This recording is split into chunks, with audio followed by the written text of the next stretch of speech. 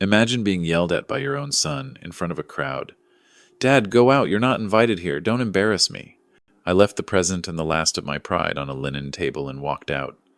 2 hours later, trays were covered, bouquets boxed, and the fairy tale collapsed.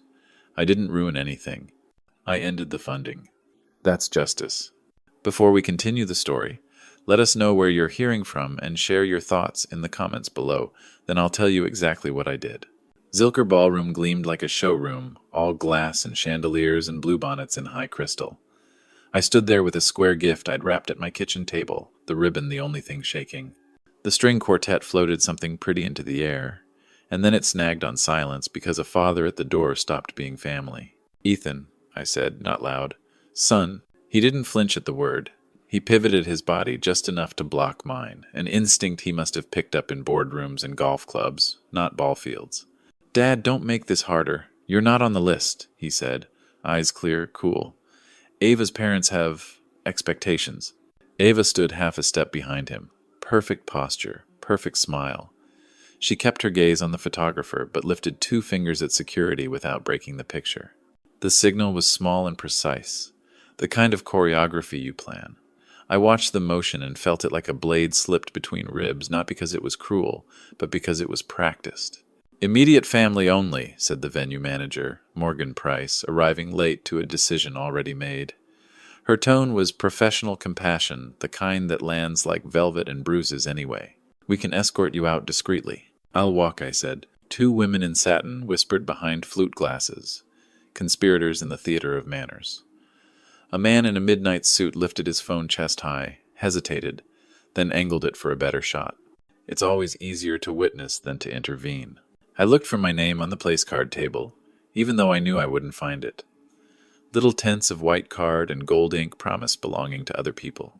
My hands, the ones that have poured concrete truer than a level and kept men safe in summer heat, set the gift down between strangers' names. The ribbon made a small hush against linen. I felt foolish for having tied it so carefully. "Dad," Ethan said again, but this time it was flatter, like he'd already moved on to the next item on a checklist. "Please." Please used to mean a bedtime story, a push higher on a swing, extra fries after a Little League game. Today it meant disappear. I let my eyes do the thing I'd been avoiding. I searched his face for the boy who used to sleep on my chest on Saturday afternoons, sunburned and sticky, trusting the world because I was holding it together for him. He held my gaze for the first time all afternoon. There was something like apology in it, buried under calculation and the relief of choosing the winning team. "Enjoy your day," I said, because I wasn't going to give them a scene to pass around later. "Both of you, thank you for understanding," Ava said, voice warm enough to frost glass. Security hovered a courteous arm's length away, as if proximity alone could carry out the order my son had just given. The doors sighed behind me and the air changed. Outside, the Texas heat didn't pretend. It pressed on skin, honest and heavy. Light off Lady Bird Lake came up from the water, hard and white. Somewhere a boat horn complained. A mockingbird worked the same 3 notes like it was paid to. The hum of conditioned air and curated conversation fell away, and the world clicked back into place. I walked past a lineup of cars that cost more than some houses I've built. Laughter popped from the open doorway, too bright and brittle, the kind of laugh that shatters if you really listen. I didn't look back. You don't check the window after you've tightened the bolt. You know whether it will hold. My truck sat where I'd left it, sun-faded and clean. I climbed in and closed the door, the sound solid enough to settle the tilt in my ribs. Inside the cab, silence came like a familiar tool, old, reliable, built to fit my hand. On the dash, the clock said what it needed to. Saturday, mid-afternoon, bank still open. I set my phone face up on the console. Fingerprints made a dull constellation across the glass, a map of everything I've held and let go. I scrolled to a number I rarely use because good systems don't need emergencies. First Lone Star Bank, Business Services. He had told me to leave. Not a manager, not a stranger with a badge. My son. I've spent a lifetime understanding how structures fail. It's never the rain alone. It's the hidden rot, the load shifted 1 inch too far. The moment somebody pulls a support and swears the roof will float on feelings. I took one slow breath, the kind that steadies a hand before a cut that has to be clean. Then I pressed call. First Lone Star Bank. Business Services. Patricia speaking. Jack Morales. Business account ending 97. I'm stopping all wedding-related payments. Effective now. She verified me date of birth. Last four. Two-factor code. I gave her every authorization code from memory. No hesitation. These are significant amounts. Are you certain? I am. Note the record. Circumstances changed. Stop payments are now in effect, she said, reading the confirmation numbers. Timestamp, 3:38 p.m. Central. Good. I called the vendors, voice level, spine straight. Marcus, Longhorn Catering. Authorization revoked. Secure your equipment and remaining inventory immediately. A beat of silence, then. Understood. Dispatching to the service entrance. Susan, Bluebonnet Florals. Payments canceled. Reclaim your arrangements while they're intact. A small exhale. We'll be there in 20. Barton Springs Quartet. Cut power cleanly. Pack your gear. Professional assent. Austin Linen. Policy on canceled authorization. Immediate recovery. Proceed. Emails hit my inbox in a run bank confirmations, vendor acknowledgments, route plans. Each subject line a rivet in a boundary I should have drawn years ago. I wasn't raising my voice. I was restoring my name. I stayed in the cab and watched the heat quiver over Riverside Drive. Inside, the cameras would keep lying for a few more minutes. Outside, facts were already in motion.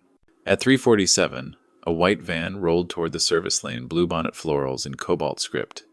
Bins stacked, ladder rattling. Behind it, Longhorn took the turn tight. No pretense.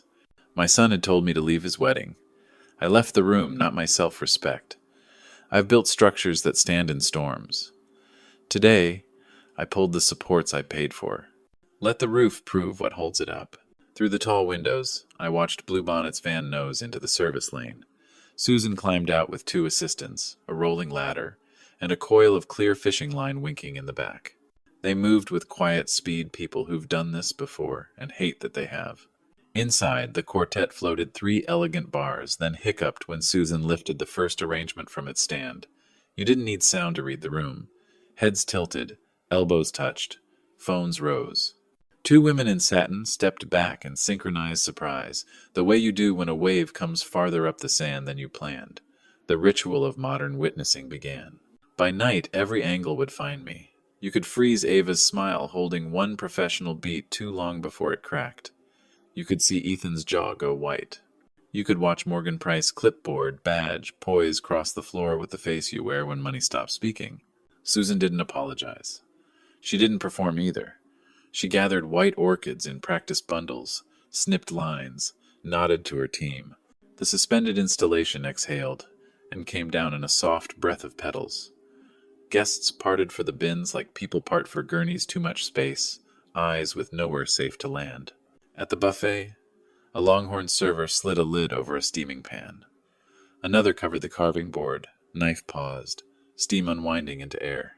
Butter and rosemary surrendered to cold conditioning and the sweetness of flowers now out of place. The quartet leader lowered his bow, touched the mic, thought better of narrating anything. One nod to the cellist, a flick to the mixer sound gone.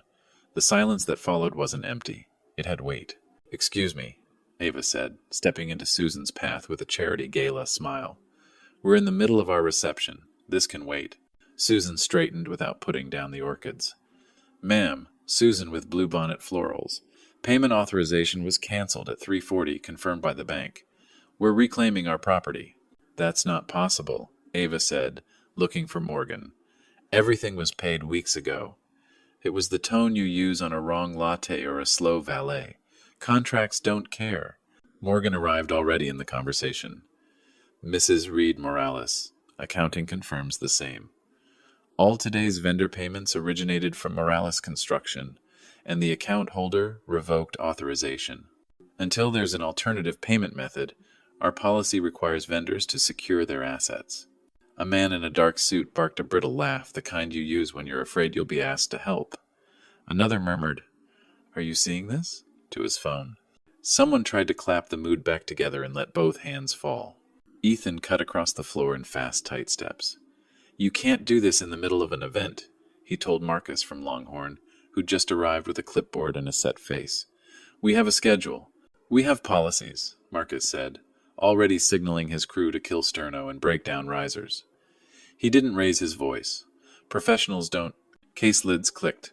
Coils of cable folded like ribs. A black-shirted tech killed the ambient wash, and the chandeliers turned cruel in the honest light. Empty vases appeared where centerpieces had been, damp circles on linen like ghosts of what the room wanted to be.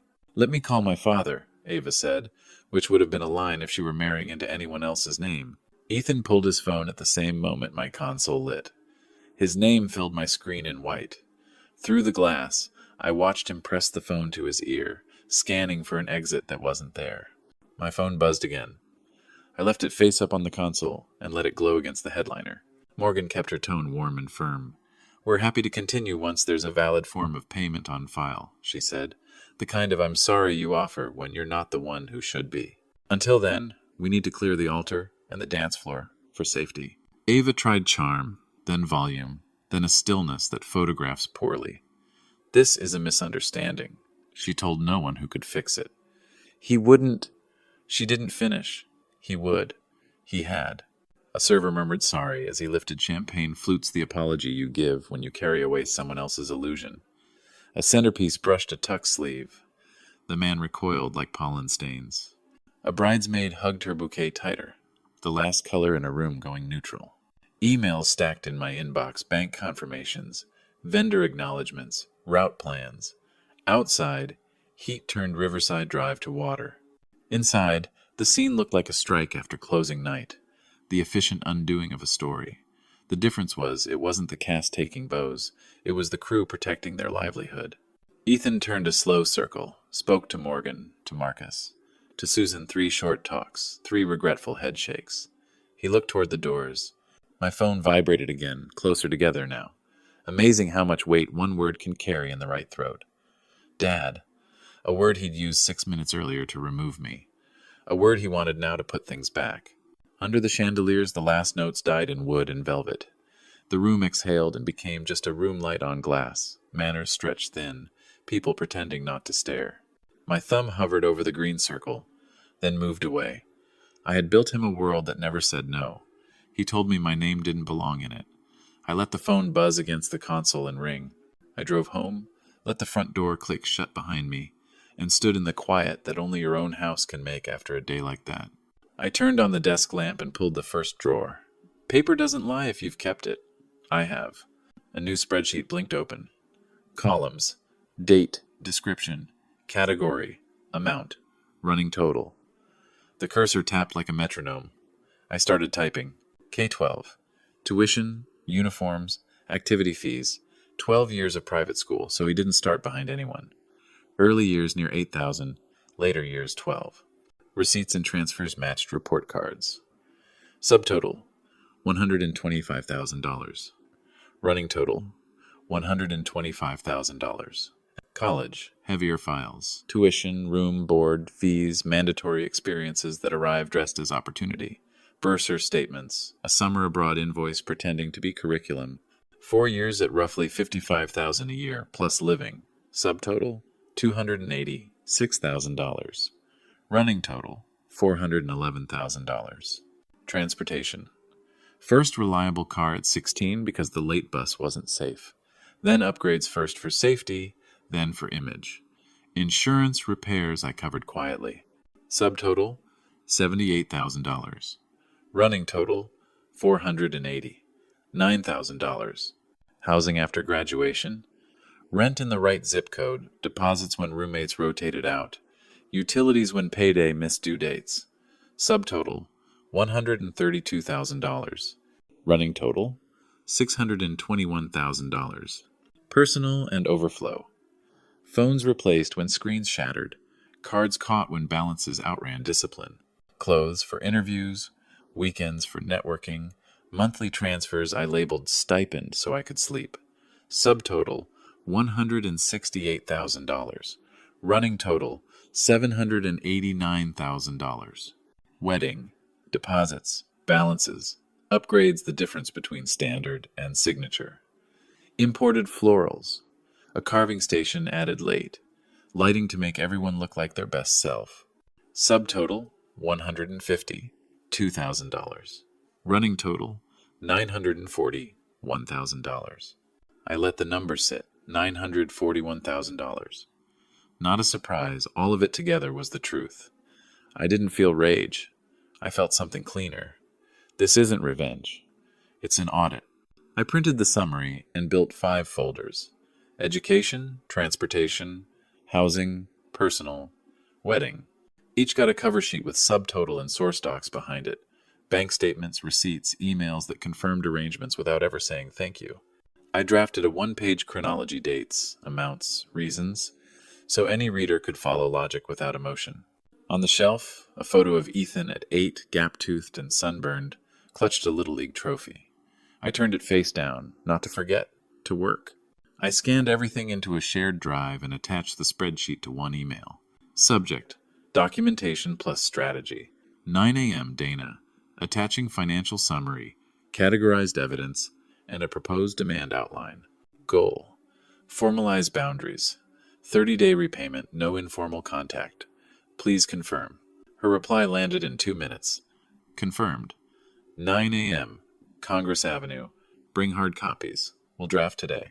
Missed calls stacked on my phone. I didn't press play. I set an alarm for 7, slid the 5 folders into my briefcase, and turned off the lamp.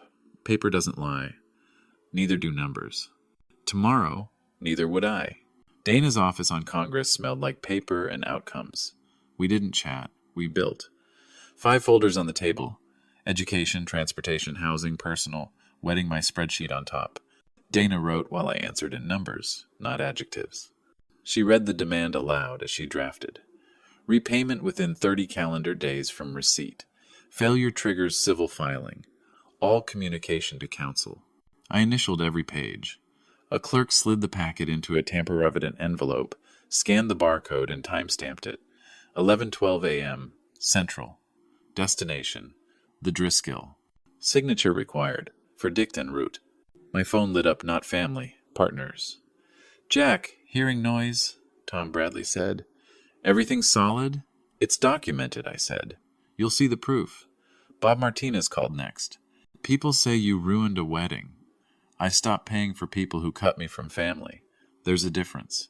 Online, Ava's Circle pushed a soft-focus fairy tale with a villain.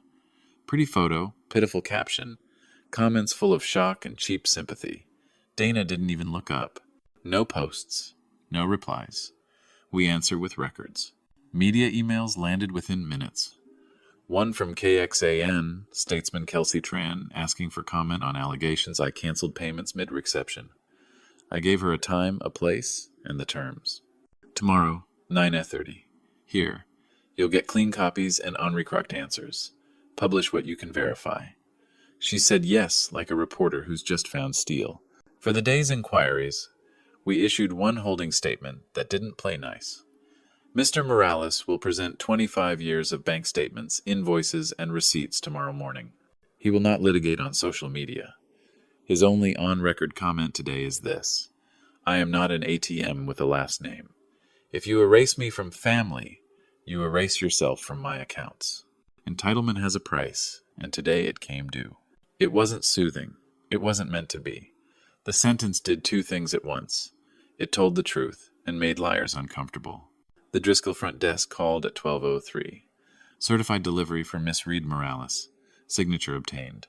Good. Record made. We stacked fresh sets of evidence for tomorrow's press review and scheduled a short availability for 10:30 after Kelsey's first pass Austin Business Journal, KXAN, The Statesman. Dana's assistant shrink-wrapped each set like product because that's what facts become when rumor goes to market. More calls. 2 friendly warnings from people who love proximity to flames. 1 blocked number. I let it die. Dana refreshed a social panel. The pity post was peaking. I watched the curve and didn't blink. Peaks fall when gravity shows up.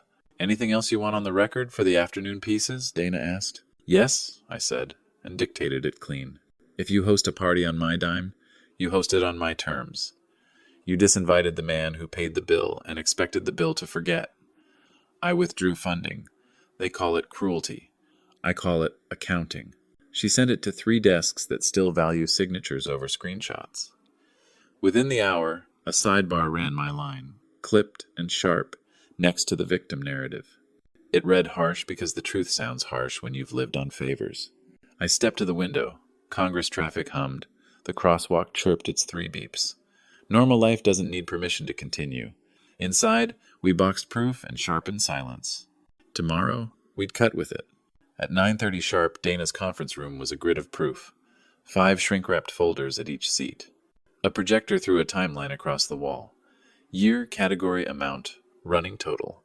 Header, 25 years of support, documented. Kelsey arrived with a recorder and a legal pad. On the record? On the record, I said. No embargo. Verify anything. Dana set the ground rules. Bank statements, invoices, emails, signed confirmations. We're not arguing online, we're publishing receipts. I walked Kelsey through the columns. K-12, tuition, uniforms, fees. College, bursar statements, housing, mandatory programs. Transportation, purchases, insurance, maintenance. Post-grad housing support, personal overflow, phones, card payoffs, wedding, deposits, balances, upgrades. Totals stacked until the number sat still. $941,000. Why now? She asked. Because boundaries aren't real until they're documented, I said. This isn't punishment. It's accountability. Are you doing this out of anger? Out of accuracy. She checked the source docs herself. Matched dates, traced transfers, circled amounts, scanned pages, compared PDFs to stamped originals. No drama, just work. Rafael Ortiz stepped in. Clean work shirt and scrubbed hands. I've run crews for Jack 15 years. He buys uniforms, pays for classes, locks the yard at dark. That list on the wall doesn't include time. What do you say to people who think a father ruined a wedding? Kelsey asked. I stopped funding services I was paying for, I said. Vendors protected their equipment. The venue enforced policy. If people want a different story, they can bring different facts. At 10:30, we opened the door to Austin Business Journal, KXAN, and The Statesman. Dana repeated the rules. I stood where the projector framed the math. Questions came clean. Was any of this alone? Were expectations communicated? Why publish publicly? Answers were plain. Formal gift letters are rare. Expectations were assumed incorrectly. We went public because the counter-narrative was already public and defamatory. Kelsey saved 2 for last. What does reconciliation look like? Not today, I said. This is a record, not a reunion. Takeaway for readers? Love without boundaries breeds entitlement. Facts outlive posts. At 12:06, KXAN pushed a web alert. The Statesman followed. Then Kelsey's byline. Timeline of financial support undercuts viral wedding claim. The lead didn't flatter me. It didn't need to. It anchored to documents category totals, scans, vendor confirmations, and a first Lone Star Bank acknowledgement of a 3:38 p.m. stop payment call. It quoted Raphael, noted we declined moral spin, and ended with the demand letter's 30-day clock. Phones buzzed in chorus. Tom Bradley texted, knew there was more to it. Standing with you. The Contractors Association reposted with one line. Documentation. Gossip. The Business Journal asked for a broader feature on family finance and boundaries. On Dana's screen, Ava's circle scrambled to clarify, destroyed, softened to disrupted, cruel to complicated. A country club account quietly untagged their support post. Then pressure found its way home. A mutual contact flagged a Reed family. Immediate meeting over reputational risk. Another mentioned annulment council. The Driscoll called again privacy flags removed at guest request. I stepped to the window. Congress Avenue was bright, and ordinary trucks humming, crosswalks chirping. Inside, the narrative tilted under its own weight. My phone lit with an incoming call. Not private, not unknown. Ethan. 1 ring. 2. Across town, the Reed house was closing ranks. Ava choosing advisors. And my son learning how quickly image stops returning calls. I let it ring, set the phone face down, and slid the top folder back to the center of the table. Ready for the afternoon round? Dana asked. Always, I said. After the documents went public, My office phone hummed like a transformer. Contractors texted screenshots with thumbs up. The association reposted Kelsey's piece. Outside on Congress, traffic kept its ordinary promises. Inside, the numbers on the wall did what numbers do. They outlasted feelings. Ethan's first message hit at 9:58. How could you do this to me? 5 minutes later, you humiliated us. 10 minutes after that, pick up the phone, Dad. The word Dad arrived like a demand, not a name. I let them stack. Boundaries don't hold if you run to the fence every time someone leans on it. The voicemail came in hot and breathless. You didn't have to do it like that, he said, voice too loud for the small room he was in. You could have talked to me. Why did you have to make it public? In the background, I could hear drawers opening, a suitcase zipper, a woman saying his name like a warning. Then the tide turned mid-message, the way anger does when it finally sees something solid to hit. No, Ava, I'm talking. He paid for all of it. All of it. You told me to tell him to leave. A thud. Don't say Brand to me, don't. The recording clipped and ended. A call from an unknown Austin number followed. I answered because sometimes you learn more by letting people think you're listening for orders. Mr. Morales, Reed here, the voice said, smooth and used to rooms that clap. We're arranging counsel. An annulment is the cleanest solution. A brief statement about emotional strain on your son. Send it to counsel, I said. All communication goes through Dana Whitmore. You should be reasonable, he replied, which is what men say when they mean obedient. Through the line, muffled but clear enough, Ethan. Don't talk to him like that. Furniture scraped. He's not your employee. I could hear Ava trying to lower the volume and failing. Reed's voice dropped to a register meant for closing doors. Ethan, this is not productive. I hung up. If a man's going to grow a backbone, he doesn't need his father on speaker while he does it. Silence opened for a minute, then filled with another voicemail. Ethan again, harder now, aiming in every direction at once. You think you're teaching me a lesson? You just nuked my life. Breath. No, wait. A slap of palm to something. He's not an ATM, he told someone off Remick, throwing my line back into a room that didn't want it. He's my father. I set the phone face down and read the demand letter one more time, not because I doubted it, but because precision is a kind of calm. 30 days from receipt. Non-payment triggers filing. All contact to counsel. It wasn't poetry. It was a beam schedule. Dana stuck her head in, read my face, and didn't ask. 2 afternoon calls confirmed, she said. Business Journal wants a wider piece on boundaries. Kelsey's package is leading the hour. She left me with the ordinary sounds of a law office printer's, shoes on carpet, a pen tapping time. The next text from Ethan didn't swing. It dove. My friends won't take my calls. Ava's parents want me out by tonight. I stared at it long enough to feel the weight of what came next, try to move from his shoulders to mine. That's how these things always work. A lifetime of rescue looks like love until you notice the drowning never stops. Another unknown number, then. The Driscoll's front desk, polite and strained. Sir, we're calling to inform you of noise complaints related to Miss Reed Morales' room. The privacy flag has been removed at guest request. Which guest, they didn't say. I walked to the window. Austin brightened in the heat. A cement truck groaned 2 blocks south. A cyclist ran a light and lived. The world kept moving. Consequences did too. The phone rang with his name again. For a second I saw him at 8, gap-toothed and sunburned, holding a trophy sticky with snow cone syrup. For another second I saw a grown man at a ballroom door telling me I didn't fit his list.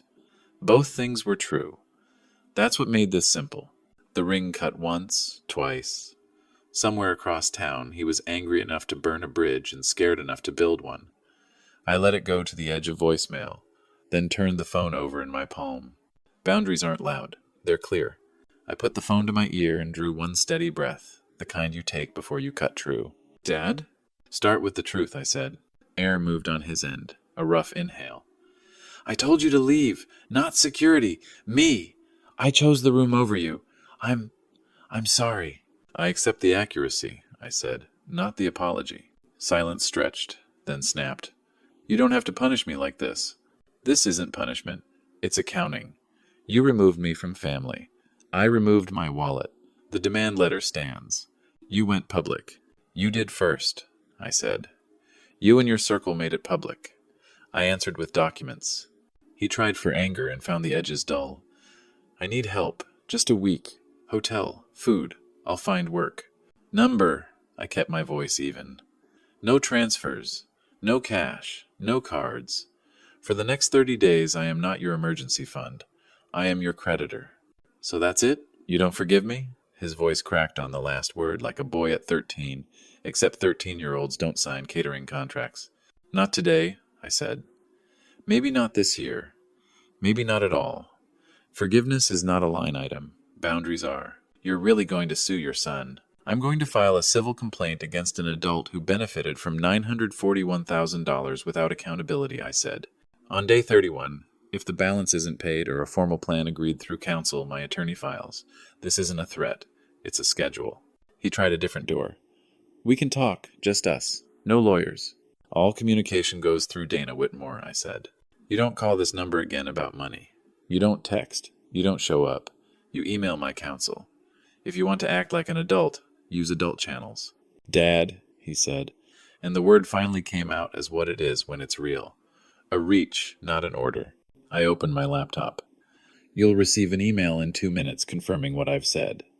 I typed while I spoke. Subject, proceed on day 31. Body, no interim transfers. Maintain stop payments.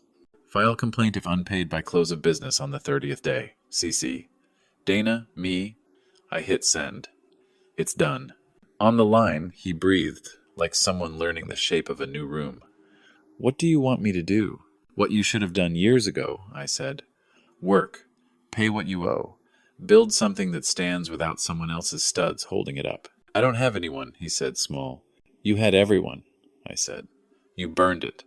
Now you learn. I'm not closing a door. I'm closing a tap. For a moment, neither of us spoke. I heard faintly the soft echo of a hotel hallway wheels on carpet, a distant door latch. Then he tried one last thing. Do you still love me? Yes, I said, which is why I'm telling you no. I didn't wait for the next word. Goodbye, Ethan. I ended the call, opened the client portal, and signed Dana's prepared authorization with my finger. A notification popped. Complaint drafting scheduled. Another email chimed from First Lone Star Bank stop payment confirmations remain in force. Outside the window, Congress kept its cadence.